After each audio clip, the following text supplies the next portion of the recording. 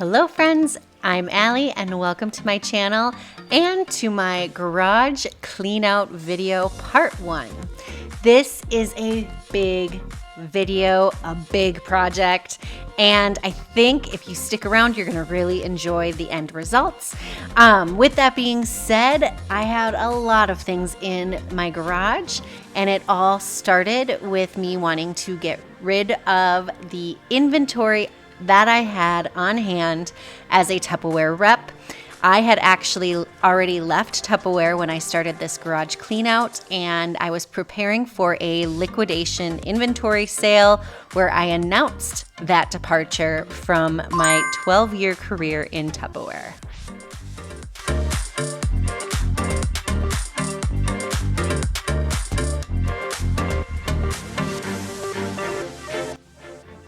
So to get this video started, I want to kind of give you a rundown of how my garage was originally set up.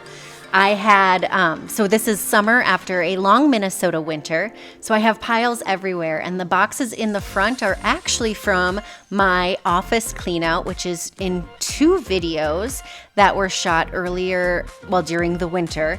And that front pile was all files from my office, and this second pile is all items I took out of my office to sell in a garage sale. You guys, it took up the front portion of a 3-car garage, so where 1 car would basically park. So there is a lot of boxes, a lot of things that I need to get out of there. But before I could do that, I wanted to work on this. This is the Tupperware inventory I accumulated over 12 years of being a Tupperware rep up to a leader in the company, kind of a middle manager, I would say, a middle management type position in the company. And I had decided that it was just no longer for me. And one of the reasons is, well, the inventory I had on hand was becoming way too overwhelming, and I just wanted it gone. So I started this project. So the first thing I had to do was clear way to make a retail sale section in the main two-part stall of the garage, so the main part of the garage. Started by getting rid of all of that paperwork from my office. Oh,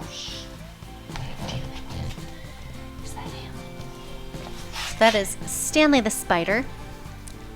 And why you will see me wearing gardening gloves the entire video. We have quite a few of these spiders in our garage, and they scare me a lot. They seem to jump out at me is what they seem to do. So I try to avoid them, and I just wear gloves because it feels like I have some sort of protection that those gloves keep me safe. I tried to shoo Stanley away. I don't like killing them, but I don't like them around me, and I do my best to, just let them do their thing. Anyway, I got the first part of the garage cleared out so I could set up a table to start putting inventory on, but I had a long ways to go.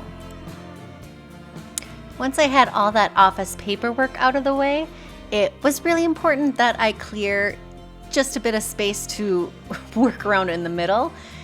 What is interesting is most of those boxes are from a Minnesota winter of throwing boxes out into the garage because it was too cold for me to go out and break them down or do anything. So that big pile is a lot of bags filled with 1 or 2 items, empty boxes, some boxes filled.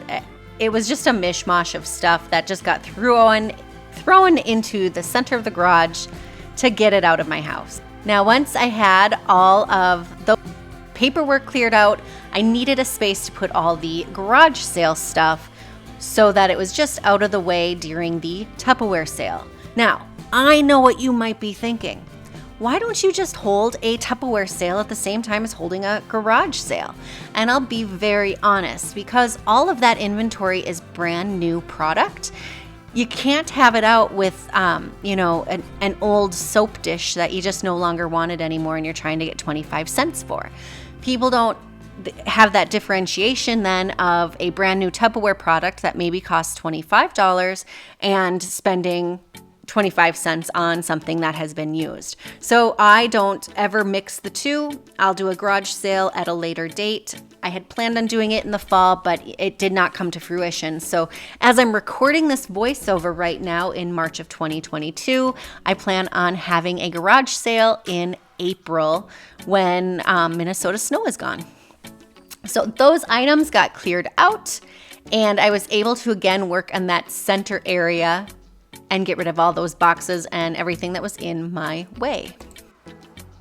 So as I tackled this bag and box abyss in the center of the garage, I often contemplated, how do people in real life fit two vehicles in this space? Because that is what should fit in there, and I don't see how it could ever happen. So I do plan on being able to fit at least one car in there sometime in the next calendar year of 2022. So many of the bags, again, they have one or two items in them. Some are filled with just other bags. Some are filled with items that I had been taking, purging from different projects around the house. I have a closet clean out video. I had been cleaning out my own Tupperware cabinets to just get rid of things that I would use for sales demonstrations, but never actually needed so much in my kitchen on a regular basis. So a lot of that stuff just needed to kind of get out of our house. And again, a Minnesota winter, I open up the door and throw things right on in.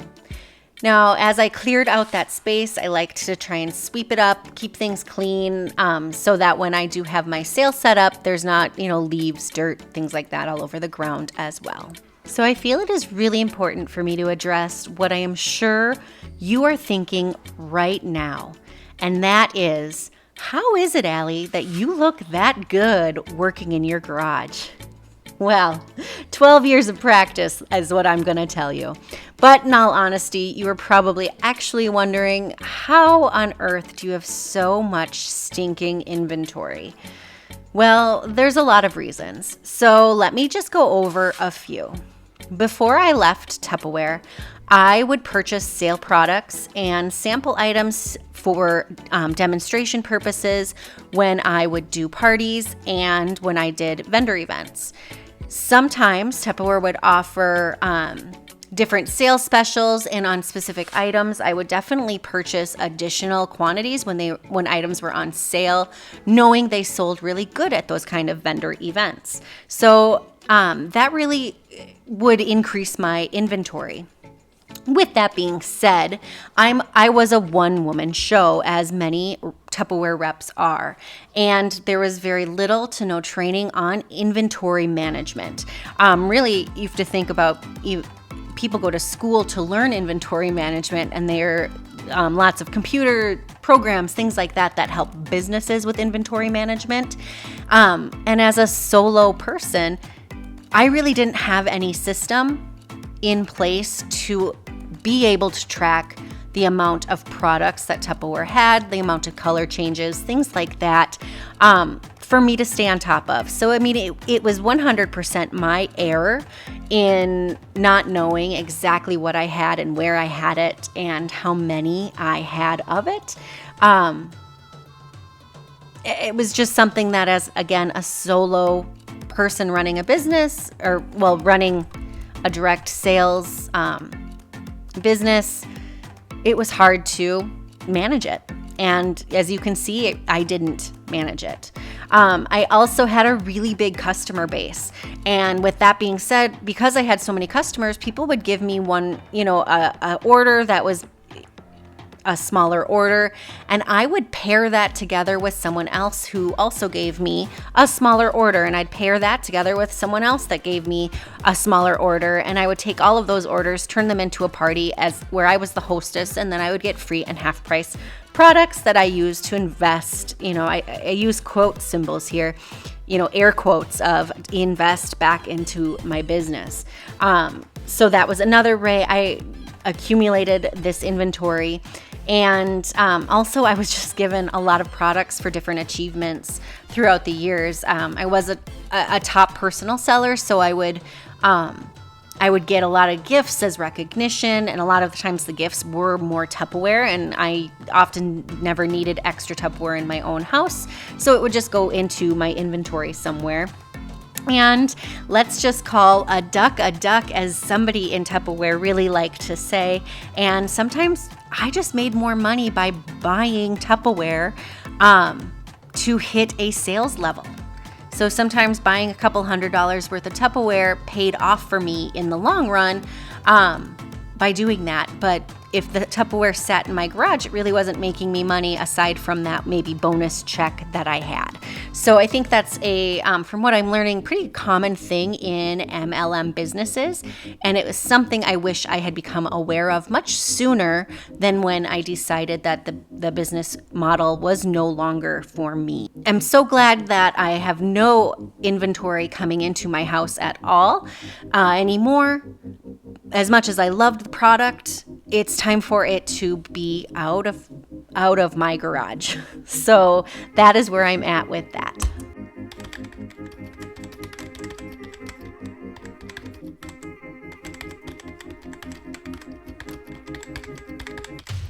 Ultimately, the main reason there is so much product in this garage, so much inventory, is because of me. And me not realizing at the time how much the products were marketed to me first as the main customer, and then to my customers second. I actually am impressed with any rep that would be able to run this business without having to ever purchase inventory. I'm not really sure they exist, whether they want to admit it or not, though I 100% think I am on the more extreme end of things with how much inventory I have. But I know quite a few people that would have a lot of inventory on hand as well. I do think I might be one of the outliers with having a lot more than normal, but I don't think there's that many people on the other end of outlying of not having inventory. So with that being said, the focus of me setting this all up is to liquidate all of the inventory. If you look at all the boxes I was able to get rid of, and as you can see, just during my setup, I was able to get rid of a lot of boxes. Those were all empty in the front of the garage, ready to be broken down. And luckily, my husband breaks them down and brings them to the dump for me because I, again, have fear of spiders. I don't want the boxes in my car. I let them go in my husband's car because I have a really amazing husband. Anyway, to set up the sale, I was able to get additional tables from my mother-in-law, which really, really helped. This is the most tables I've ever had at one of my sales that I've done in my garage before. I had quite a few large 8-foot tables or 6-foot tables, and I set up that whole center as a huge display. So usually when I was selling, I made sure my displays were absolutely perfect, but because I'm liquidating, my goal was to get absolutely as much product out as possible. So as you can see here, my husband is making a small appearance, and my brother will also be making an appearance because they were on their way to a weekend rock concert where they camp out. And of course, my older brother had to mess with me and a few of the things, but I gave him a little slack because, as you're going to see in just a little bit, he did come help save the day when a huge, terrifying thing happened in the garage. So a little bit of motivation I had for taking on this project was, one, again, liquidating the product is number one, but two, my son is 3 years old and getting a lot of toys, and I wanted to make sure he had room in here. And as you can see, the whole third stall of the garage is filled with inventory. So if you thought what I was putting out was a lot, look at all of these boxes. Now, not every single box is filled to the top, but a sure heck of a lot of them are. And that is just a lot of inventory. We're talking about a full third stall garage filled, 2 industrial shelving units filled, and a wall of big, 40-gallon, huge bins huge bins, like almost taller than me bins, filled with product lining that entire wall. So as I'm working in this box here, I want you to notice how many times I'm really digging in there. When I was doing setup, I was really looking for specific items to kind of piece things, put things together in in kind of families of product. You'll notice several times I check for spiders so that, they often are in bowls. The spiders like bowls and they jump at you. So I'm always checking for spiders, which you can see here, but there's something I'm just not checking for and something I just was never aware of. And again, another spider check, unwrapping things so that little extra plastic, all Tupperware is shipped in that little plastic bag. So I unwrapped quite a bit of it. I was less concerned with this sale than normal. And I'm really digging. My arms are really getting in there. My head is getting in there. I was really digging in this box.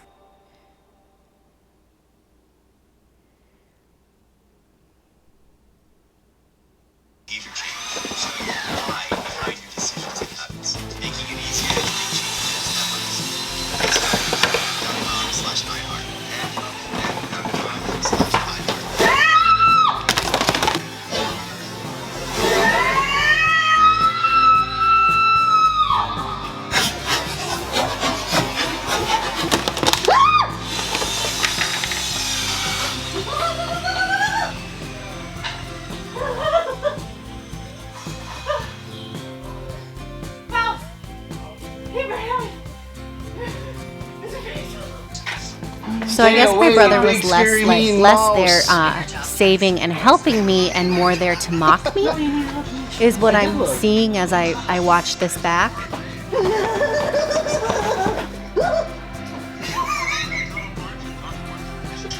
Anybody want to watch the replay?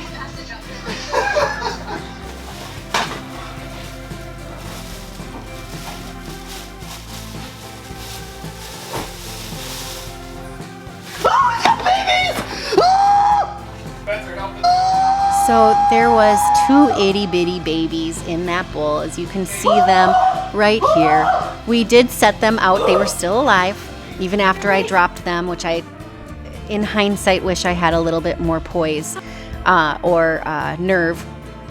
Anyway, we set them outside the garage, and eventually the little mama mouse, once things kind of settled down in regards to what I was doing in there, the mama mouse did go and save them. So we then had live traps set up, and my husband will do a catch and release for me to let them go, because I didn't want to hurt. Back to getting everything set up for the sale. You can see I'm just setting everything up, getting ready for the initial sale. That brings me to the liquidation sale.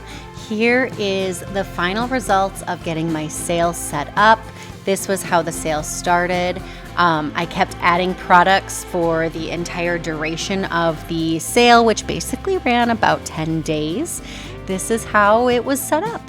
I will be showing you how I got everything that was left put away in next week's video.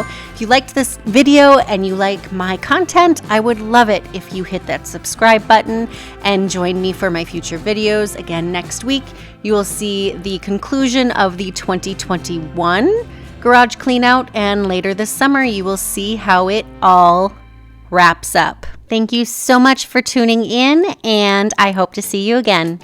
Thanks so much. Bye.